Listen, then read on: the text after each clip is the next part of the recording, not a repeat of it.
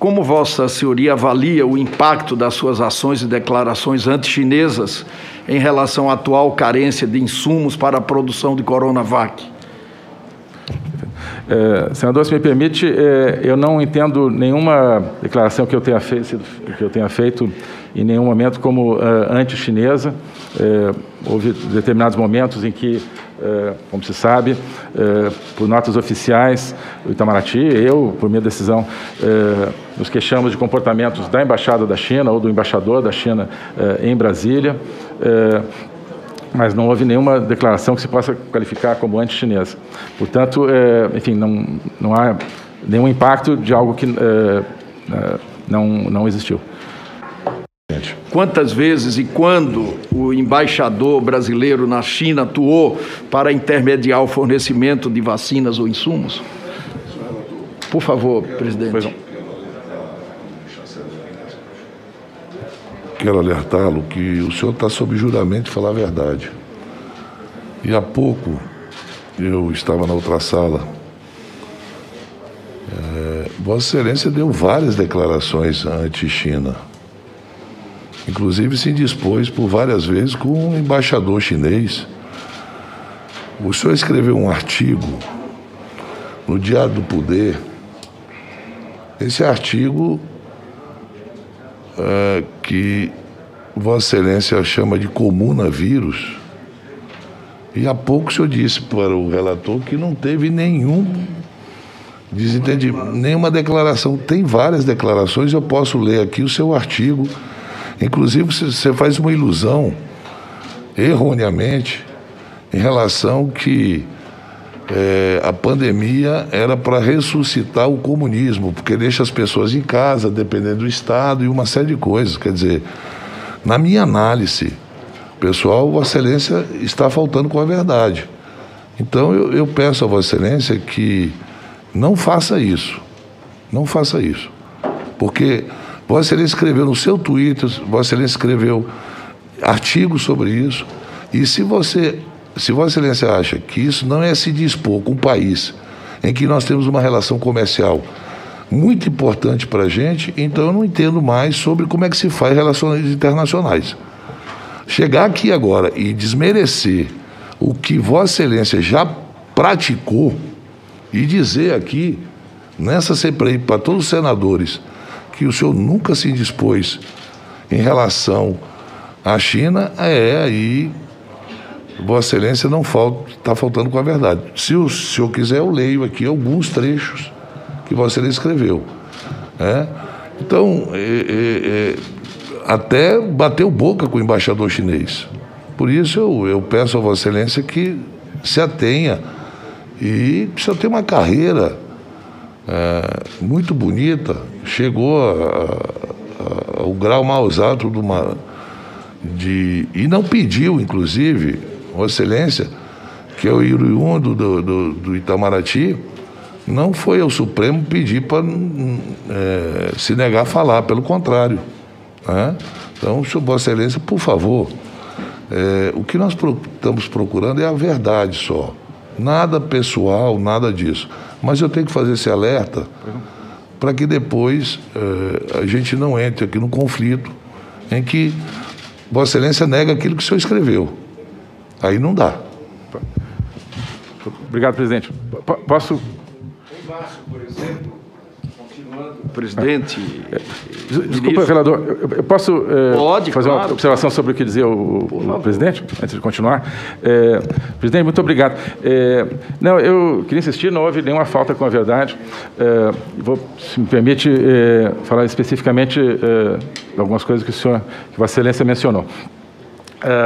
O artigo que eu escrevi, se não me engano, em abril de 2020, quando eu uso o título comunavírus, e a leitura do artigo deixa isso claro, é uma referência não ao coronavírus, mas aquilo que um autor marxista, Slavoj Zizek, cujo texto eu analiso no meu artigo, qualificou como um vírus ideológico. Esse autor escreveu um pequeno livro dizendo que havia o coronavírus, e ele tinha criado a oportunidade para o surgimento de um vírus ideológico, que esse autor saúda, que é um vírus que cria as condições para a implementação daquilo que ele mesmo considera ser uma sociedade comunista global. Então, eu, enfim, usei esse termo jocoso, enfim, esse termo... O senhor não acha que chamar o comunavírus não é uma coisa que indispõe a relação amigável que nós sempre tivemos comercial com a China? Se o senhor não acha isso, eu não sei o que mais achar. É isso que eu estou lhe chamando a atenção. É porque há vários posicionamentos, inclusive, até de estranhar. Um chanceler, né, ministro das Relações Exteriores, escreveu um artigo contra o país que nós temos uma relação comercial superavitária que ajuda muito no superávit primário do Brasil, coisa que nós não temos com os Estados Unidos, e Vossa Excelência sabe disso, né? E nem com outros países que vocês fazem questão de enaltecer. Com aqueles que nós temos relações comerciais superavitárias, e aí nós estamos falando de uma economia, né? E isso nós estamos falando da China, países árabes, de modo geral.